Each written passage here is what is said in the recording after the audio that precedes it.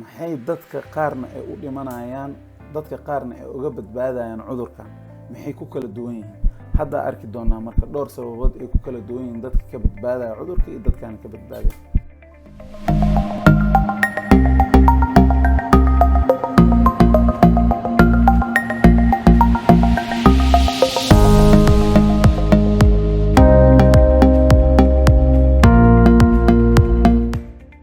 السلام عليكم ورحمة الله وبركاته. كسو دوادا جنالك الدكتور أحمد يوسف كتخصصي عذرات الجود نايف مرينكا أما عذرات كودع فيره. هدي أد جنالك كو عصوبتها فضلا سبسكرايب ده سي أدنا على سعة مرول بفضلا ريح جنبالك.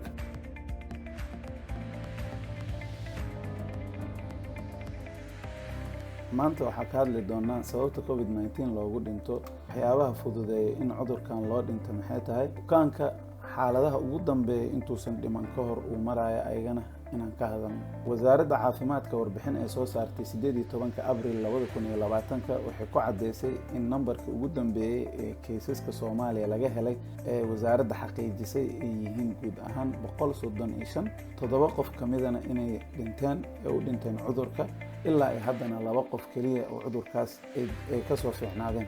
adduunka marka aan fiirino meeqa qof ayaa u dhimatay cudurkan coronavirus ee faraha ba'an ku haya adduunka oo dhan 161,508 qof ayaa u geeriyootay. maadaama tirada intaas la eg wadada ay u dhinteen adduunka waxaa mar walba researcherada ay ku mashquulsan yihiin in qof walbeeto caafimaadka quseeya maxay tahay sababta bukaanadan u dhimanayaan maxaa loo qaban karaa si loo yareeyo dhimashada.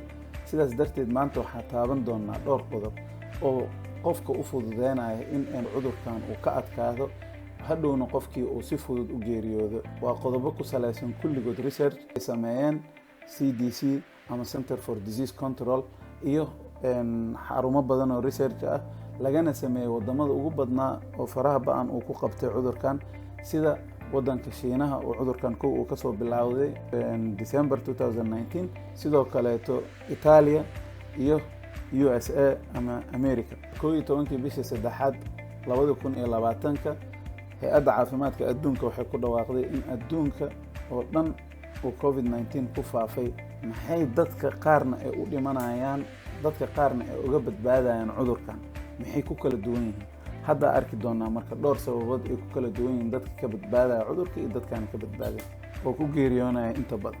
qodobka ugu horeeya waxa waaye cudurkan waa cudur faafistiisa ama in uu faafo cudurkan aad u sahlan tahay waana fududahay.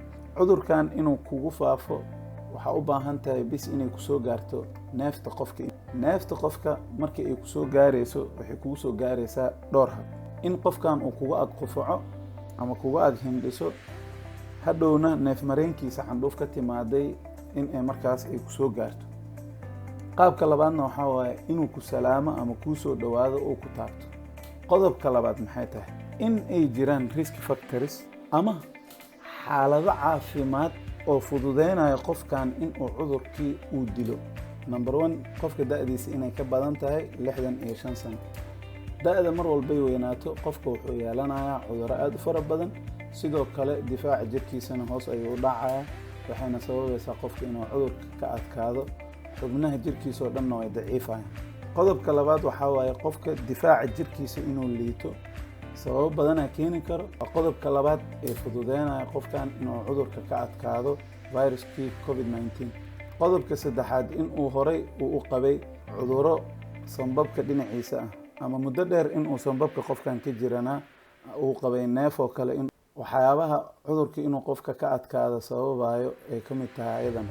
qodobka kale in uu bukaanka hore u qabay wadna xanuun in uu bukaanka qabay kiliya xanuun ayadana waxyaabaha fududeynaya qofkii in uu markaas cudurkii covid-19 oo ka adkaada ayay ka mid tahay. qodobka kale ee asagana fududeeyay in uu qofkan cudurkii ka adkaado waxay tahay in uu qabo beer xanuun ama beerkii in uu ka jiran yahay. waxaa ognahay in balwadda ama sigaarka ay leedahay khatar aad u fara badan ee ku saabsan caafimaadka sanbabka. haddii qofka uu muddo dheer sigaar uu cabi jiray ama sigaar uu muddo dheer cabayay sanbabkiisa maadaama dhib badan uu gaaray uma adkeysan karo cudurkan covid-19. intaas waxaa waaye waxyaabaha fududeynaya qofka in uu cudurkii dilo. hadda waxaa ka hadlaynaa marka marxaladaha uu cudurka maraayo ilaa ay qofka uu ka geeriyoonayo. qofkan markuu cudurkii uu ku dhaco bilowga hore marka uu difaaca jirka uu la dagaalayo cudurka wuxuu galayaa xaaladda koowaad ee ah xaaladda roon ama xaaladda dhexdhexaadka ah. inta ugu badan kiisaska waa xaaladda la arko. cudurka markuu qofkii uu ku dhaco ugu horeeya uu ataagareynayo waa dhuunta, sidoo kale sanka, afka. qofka marka wuxuu yeelanayaa calaamadaha sida hirgabka oo kale, qufac iyo qandho aad u fara badana arkaysaa. sidoo kale waxay ka tarjumaysaa calaamadahaas in difaaca jirka uu aad ula dagaalamayo viruska. marka soo gudubno marka xaaladda dhexdhexaadka ama moderate conditionka xaaladan loo yaqaano ayadana qofkii waxaa ku dhacaya korjajab, dhuun xanuun iyo sidoo kaleeto in uu arko jirka in uu aad ugu xanuunayo qofkii. xaaladda labaad oo ah xaaladda halista ah boqolkiiba 13.8 bukaanada lagu arkaa waxay leedahay neefqabatin aad u fara badan. markuu heerkan qofka marayo marka waa marka uu u baahan yahay ventilator machine-ka oo oxygen in lagu xiro qofka uu u baahanayo waqtigan markuu ku jira xaaladda severka ah ama xaaladda daran. waa marka uu viruska neef mareenka qaybta ugu hooseyso loo yaqaano alveolaha oo ah unuga hawada jirka oxygen-kana siiyo kana soo qaado carbon dioxide-ka.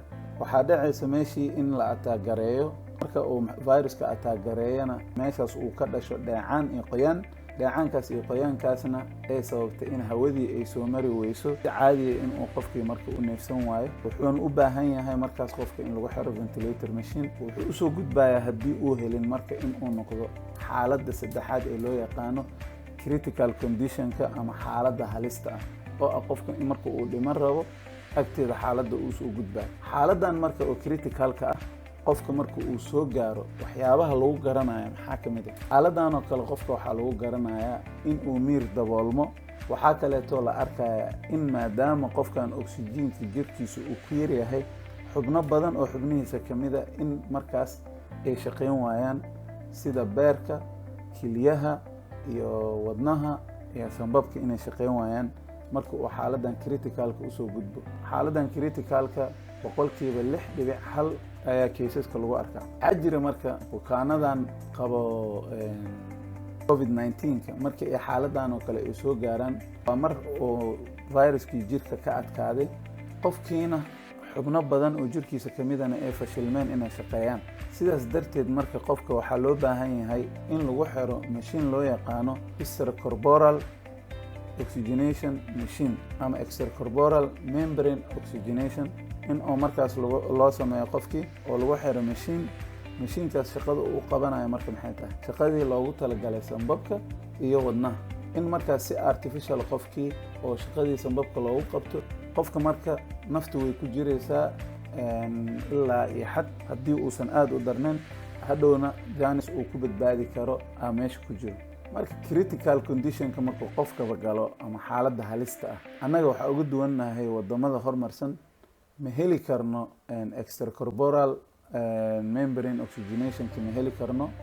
uu u baahan yahay iyo expertise-ku u baahan yahay aqoonta uu u baahan yahay ma heli karno hadda maantadan la joogo Soomaaliya. sidoo kale waxaa nugu yar ventilator machine-nada nugu yar kaloo nugu yar in serviceka ICU-da ama intensive care unit-ka oo ah qaybta gargaarka maxay tahay dadka halista ku jira ah loogu talagalay ma heli karno oo aad u noogu yaryahay. maadaama aynan heli karin waxaa fududaanaysa marka bukaanada in ay markaas u dhintaan cudurkan COVID-19. waxaa kaleeto jiro bukaanka markaa wax u qabanaysid waxaa ka horeysa intaad wax u qabanin in adiga naftaada as a doctor ama qofka dhakhtarka ah in uu haysto difaac inuu haysto oo cudurkii ka gaashaaman yahay. ay jiraan marxalado badan oo cudurkii looga ilaalinayo qofkii hadday ahaan lahayd dhar uu gashanayo maanta oo dhan in la nadiifinayo ama nadaafad joogta ah in la wadaayo.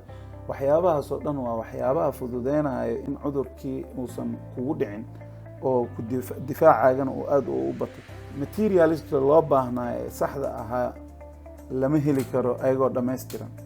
dhibaatadiina haddeertaan waddanka aad ay uga jirtaa kiisaskiina way soo badanayaan. marka maadaama cudurkan uu dhibkaas uu leeyahay adduunka wadamada horumarsanna ay u dhimanayaan dhibaatadan haddeertaan maanta COVID-19 ay u dhimanayaan critical condition inta galaan ayagoo wax walbeeta haysto dhakhaatiirtii iyo aragnimadii iyo maxay tahay aqoontii iyo wixii oo dhan ayagoo leh oo dhibkaas uu jiro annaga roolka aan leenahay maxay tahay maadaama qalab iyo isbitaal loo cararo uusan jirin ee wacyigelinta mar walba ay bixinayso ama wasaaradaha ama culummada ama dadka aqoonta leh aqoon-yahanada meediyaha all wacyigelinta ay bixinayso bis haddii la fuliyo oo si saxa loo fuliyo markaas way hagaagaysaa cudurkaana horumar weyn iyo isbeddel weyn ayaa la samayn karaa dad badanna nagama dhibaateyn doona hadduu ilaahay yidhaah waa ognaa duruufo badanaa jiro oo saamaxayn in 100% loo hoggaansamo waxaa ugu horeeya dhaqaalaha duruufaha dhaqaale aad u liita